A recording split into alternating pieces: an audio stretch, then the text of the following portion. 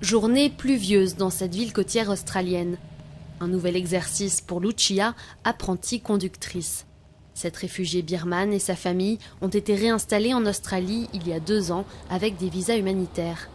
Elle a tout de suite remarqué la densité du trafic et les longues distances à parcourir.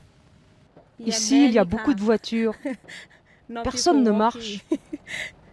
L'Australie a accueilli presque 14 000 réfugiés humanitaires l'année dernière. Beaucoup d'entre eux se sont installés dans des petites villes comme celle-ci où les transports en commun sont très limités. L'auto-école de Lucia a été créée il y a 2 ans par des bénévoles voulant aider les réfugiés à prendre le volant. Carole Carter a enseigné la conduite à des nouveaux arrivés de Birmanie, du Congo et du Burundi. Pour elle, il ne s'agit pas seulement de leur apprendre le code de la route.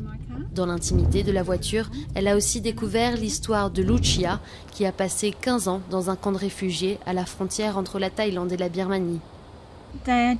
Ce sont des gens formidables. Tous les obstacles qu'ils ont dû surmonter pour arriver ici. Lucia est juste heureuse d'avoir la chance de pouvoir conduire, vous savez. Ils sont tellement optimistes. Également réfugié birman, Nai a fini les cours de conduite et obtenu son permis. Un précieux sésame qui lui facilite la vie pour aller chercher ses enfants à l'école, se rendre à sa formation professionnelle ou même faire ses courses. Plus qu'utile, le permis est devenu indispensable pour quelqu'un comme lui voulant reconstruire sa vie ici. Par exemple, si vous n'avez pas le permis, quand vous allez à un entretien d'embauche, ils peuvent ne pas vouloir de vous parce que vous ne conduisez pas. Lucia n'avait jamais conduit en Birmanie. Et 1 semaine avant de passer son permis, la pression se fait sentir. Mais, le volant en main, elle est aussi pleine d'espoir face à la route qui l'attend.